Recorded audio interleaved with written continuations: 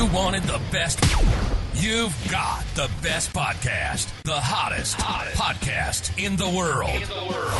The Chris Voss Show. The preeminent podcast with guests so smart you may experience serious brain bleed. Get ready. Strap yourself in. Keep your hands, arms, and legs inside the vehicle at all times, because you're about to go on a monster education roller coaster with your brain. Now, here's your host, Chris Voss. Hi, folks. Chris Voss here from the ChrisVossShow.com, the ChrisVossShow.com. Welcome to the show, folks. We certainly appreciate you guys tuning in. Thanks for being here once again.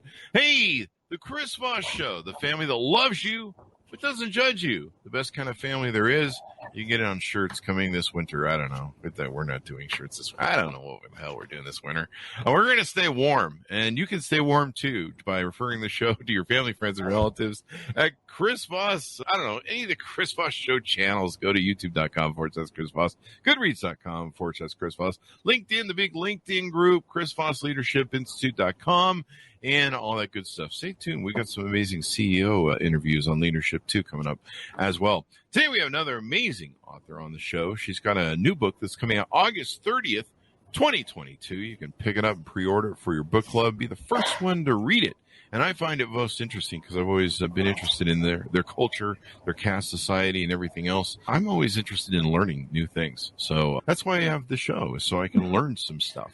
This is how I learn, people. I skipped college.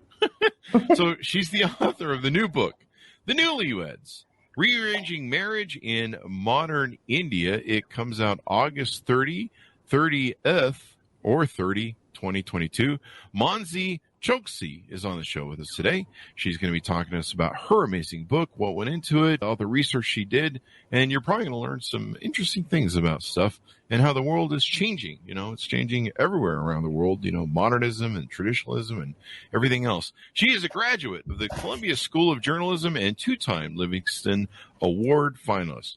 Her writing has appeared in the New York Times, The New Yorker, National Geographic, Harper's Magazine, The Atlantic, and more. She lives in Dubai with her husband and son. The Newlyweds is her first book. Welcome to the show, and congratulations on your first book. Thank you. Thank you so much for having me. There you go. And give us your .coms or wherever you have on the interwebs you want people to find you.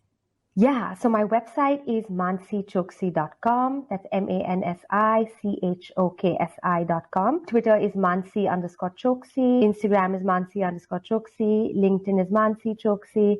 And Facebook is Mansi Choksi. There you go. So what motivated you on to write this as your first book? Yeah, so I grew up in India. I grew up in Mumbai. And one of the things that I constantly thought about is how so many young people how the society does not implode from so many young people pushing against what we want and what we can have. India has one of the world's largest young populations, yet we have, we're expected to adhere to centuries-old traditions, especially with love and marriage. Love is essentially taboo, and marriage is seen as a sort of arrangement between two families that belong to the same, in the same sort of like hierarchy of caste, class, region, language. Marriage is just seen as an extension of two families, essentially. So there's a lot of pressure placed on who you can choose to marry. And I wanted to really tell the story about what was happening in India right now through the vehicle of the love story. So I wanted to discuss serious forces that are changing modern India. For example, how, the sort of relevance of a millennia-old caste prejudice in society today, our colonial history with homophobic legislation, and, how ancient Indian society, did not have a culture of, ostracizing LGBT or same-sex love. And thirdly, about a Hindu and Muslim couple that finds itself at the center of a political controversy known as love jihad. And I wanted to use that story to highlight a larger sort of theme about, India's lurch to the right. So I wanted to use the vehicle of the love story to discuss the big issues that we're facing in India at the moment, and especially for what's at stake for young people. Mm-hmm. And India has a lot of different, I believe, languages or sub-languages, don't they? Yeah. And then different... millions. Wow. And then cultures. Yeah. Yes, absolutely.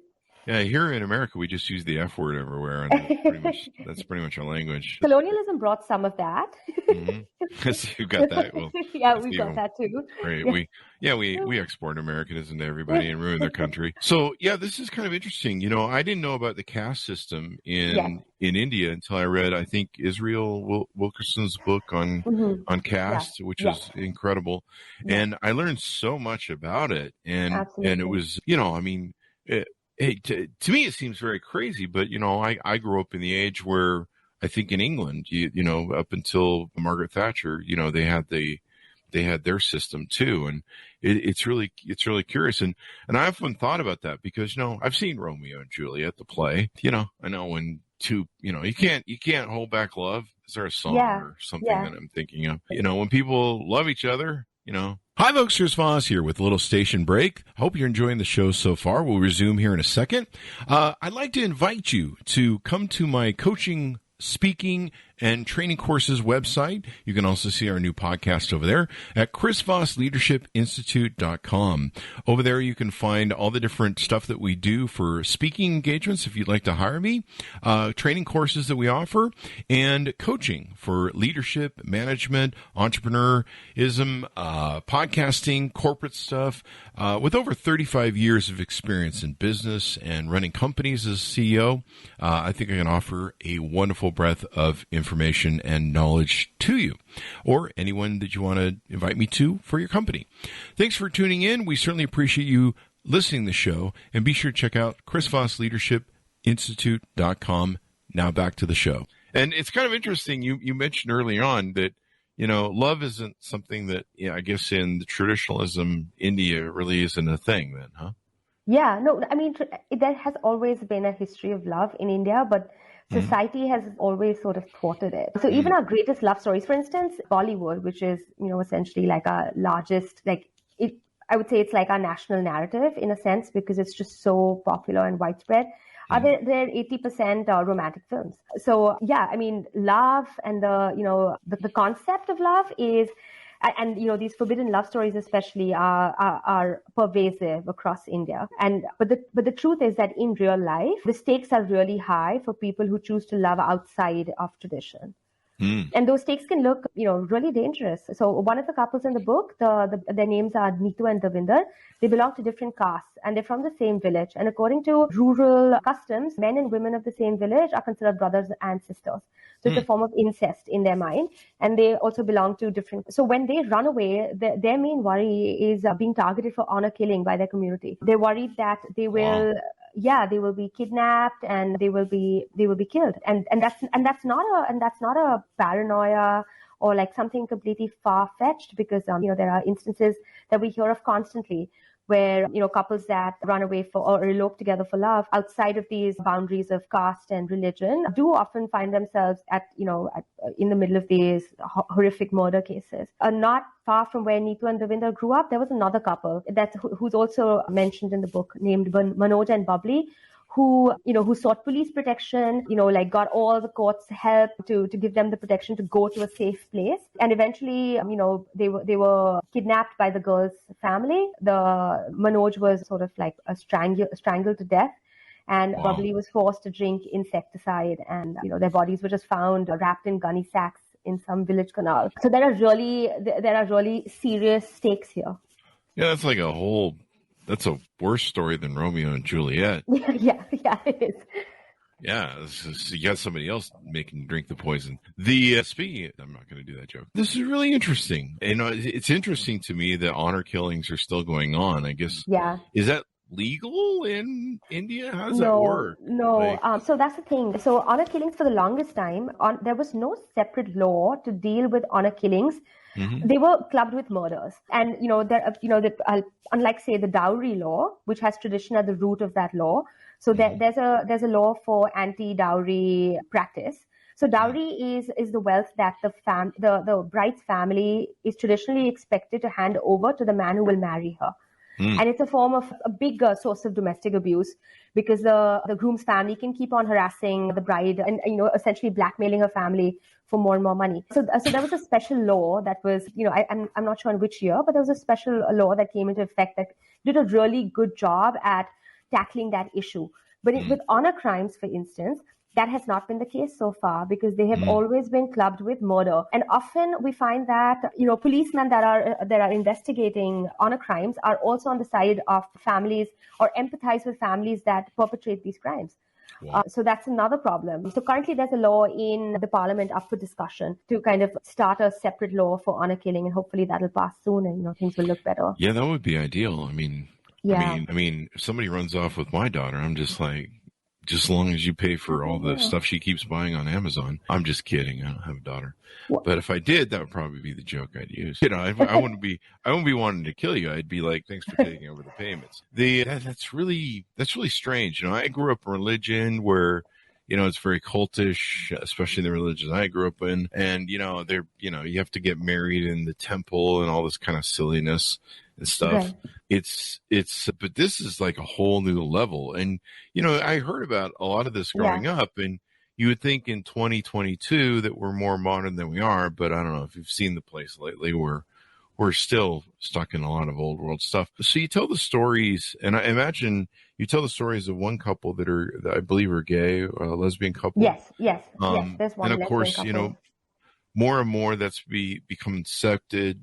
People can come out that are gay. They don't have to hide anymore. And so, I can imagine in countries that are still struggling with embracing this, is LGBTQ gay marriage, is that legal in your country at all? Yeah. So no, it's not legal, but it's decriminalized lately. So with the Indian Penal Code that was drafted with the help of the British colonizers, came an act called Section 377, which essentially outlawed homosexual behavior, but also clubbed homosexual behavior with, pedophilia and, other horrible things. And then, there's been a long timeline of activism around this law, because as the country, liberalized, opened up, a lot of the other laws that were regressive and, kind of like had no space in modern India were updated, changed, struck down. But in 2010, there was a law that was passed that decriminalized homosexual behavior.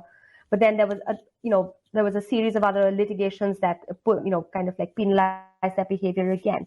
And just in 2018, finally, a law was passed to decriminalize homosexuality in India. But that doesn't mean that homosexual people or LGBT people are given equal rights. Absolutely not. It just means that it's no longer a criminal act.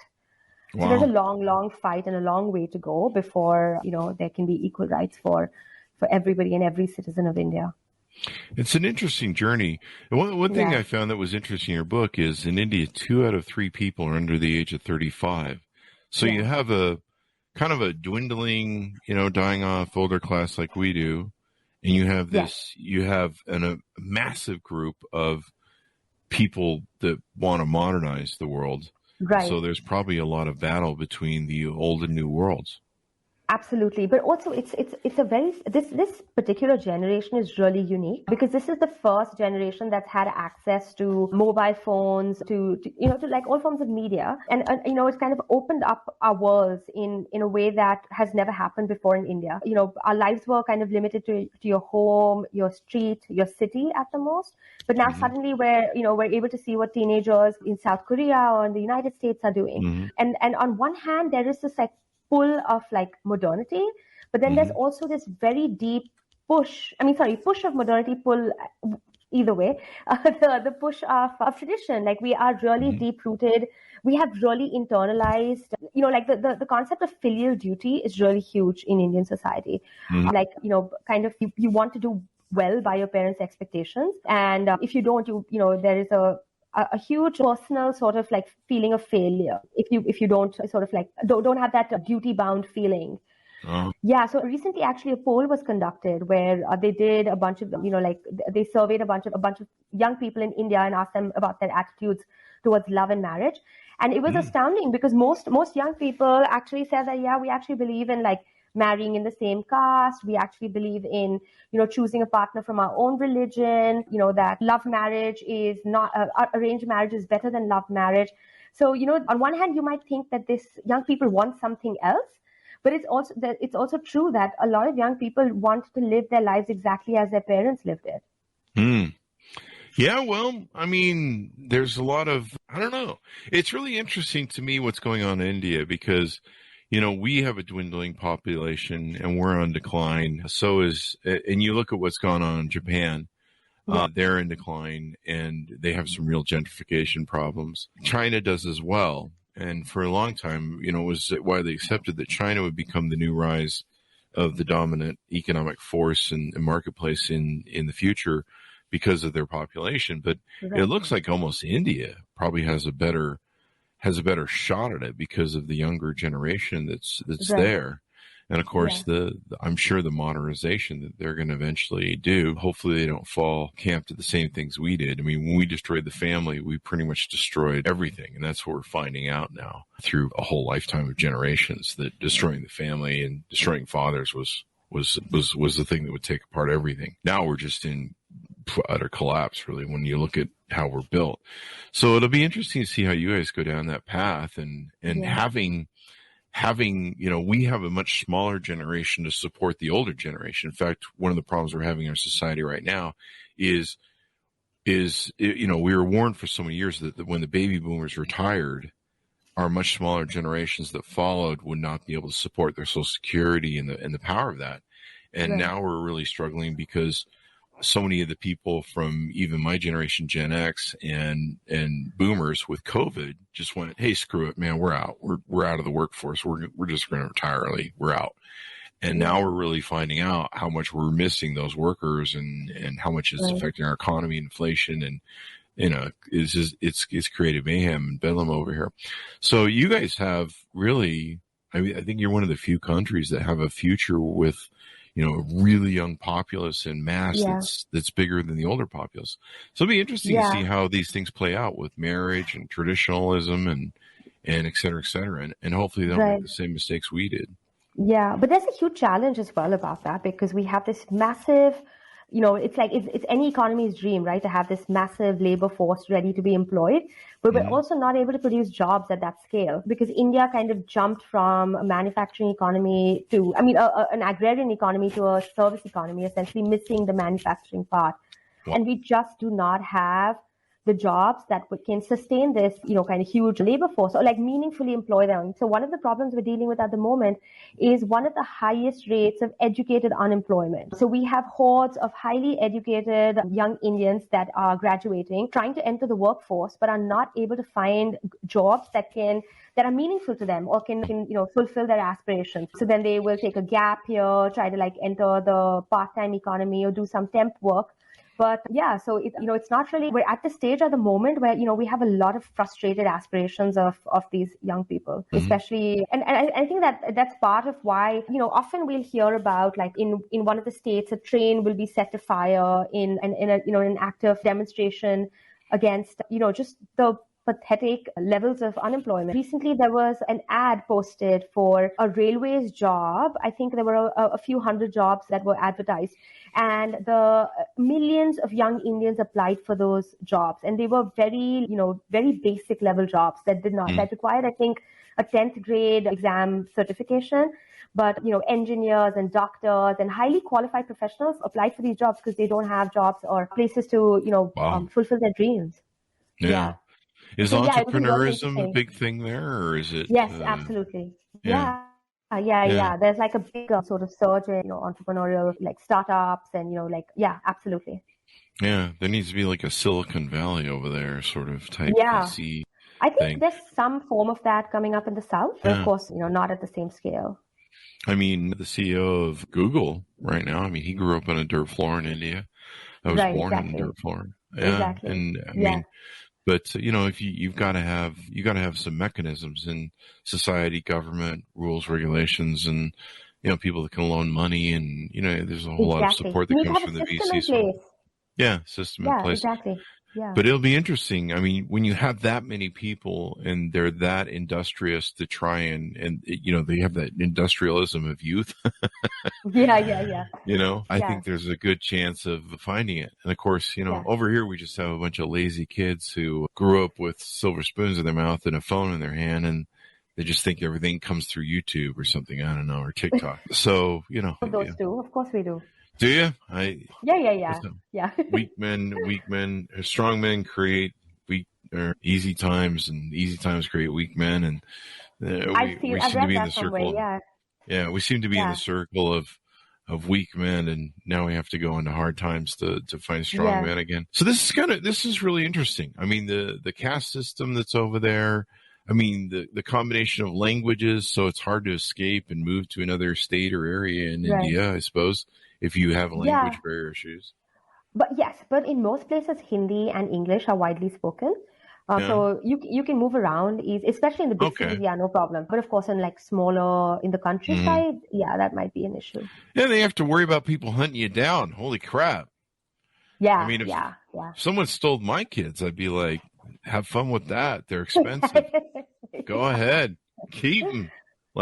Just be nice to them, and you can keep them, and, all that good stuff. Take them off my hands. I'd like 3. I'd be like, if you change their diapers, you can have them. Just go ahead. Just get them out of my hair. They're crying a lot. I'm just being mean.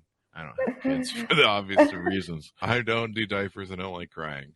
I have enough of that with people in my life. It's social media. Yeah. I seem to have quite the following on social media of people crying.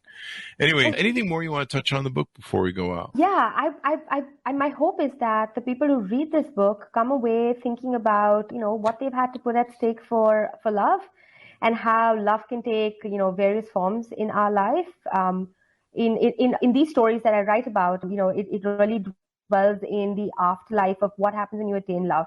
So, you kind of watch these couples live with their grand love being diminished into the ordinariness of daily life. So I just hope people, kind of think that, love can have various meanings. It can mean joy, thrill, also regret, and also like confusion and sadness. And I just hope that it makes them think about their own lives and, make them see the bigger picture. Yeah. And, it's crazy what people do for love. That's every great love song is about love. I mean, the heart that just cannot be bridled, I guess, when it comes down to it. Yeah. So there you go. Well, it's been wonderful having you on the show. Thank you for coming on and sharing your wonderful Thank you so much for having me. There you go. Thank you so Order much. it up, folks. Wherever fine books are sold, go pre-order the book now. The Newlyweds, Rearranging Marriage in Modern India. Maybe I'll move to India and find a nice young lass. Do they still call him a lass? Am I just old? I don't know. Probably. I use that as a joke, folks. So thanks for coming on the show. Give us your .com so we can find you on the interwebs. Yes. It's mansichoksi.com is my website. You'll also see some of my work. You'll get links to the pre-order. My Twitter is Mansi_Choksi. Instagram is Mansi_Choksi. Yeah, I think that's it. There you go. Order the book, folks. Also go see everything we're doing on goodreads.com/Chris Voss. The Chris Voss Show on, of course, YouTube as well, and every place else on the internet. Thanks for tuning in. Be good to each other. Stay safe. And we'll see you guys next time.